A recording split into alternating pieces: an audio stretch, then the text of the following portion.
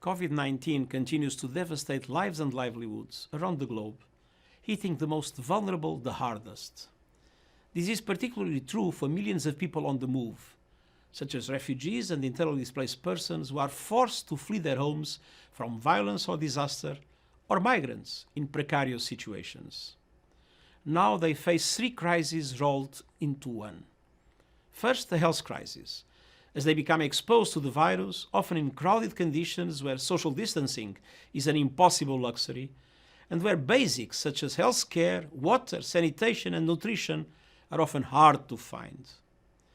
This impact will be even more devastating to the large number of people on the move who live in the least developed countries. 1/3 of the world's internally displaced population live in the 10 countries most at risk to COVID-19. Second, people on the move face a socio-economic crisis, especially those working in the informal economy without access to social protection. In addition, the loss of income from COVID-19 is likely to lead to a colossal $109 billion drop in remittances. That's the equivalent of nearly 3/4 of all official development assistance that is no longer being sent back home to the 800 million people who depend on it. Third, people on the move face a protection crisis. More than 150 countries have imposed border restrictions to contain the spread of the virus. At least 99 states make no exception for people seeking asylum from persecution. At the same time, fear of COVID-19 has led to skyrocketing xenophobia, racism, and stigmatization. And the already precarious situation of women and girls is ever more dire as they face higher risks of exposure to gender-based violence, abuse, and exploitation. Yet, even as refugees and migrants face all these challenges, they are contributing heroically on the front lines in essential work. About 1 in 8 of all nurses globally, for example, is practicing in a country different from where they were born. The COVID-19 crisis is an opportunity to reimagine human mobility.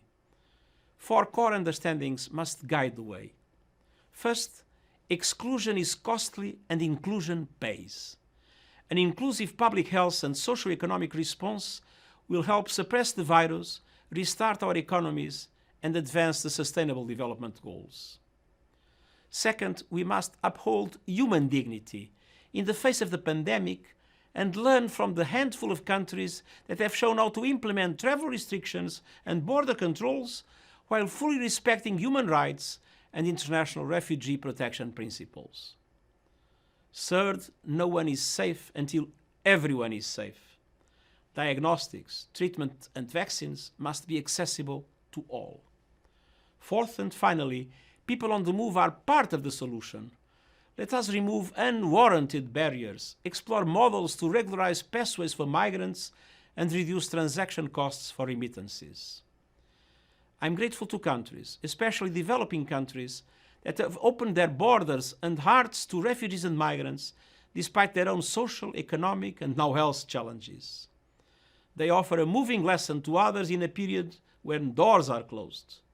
It is essential that these countries are provided increased support and full solidarity. We all have a vested interest to ensure that the responsibility of protecting the world's refugees is equitably shared and that human mobility remains safe, inclusive, and respects international human rights and refugee law. No country can fight the pandemic or manage migration alone.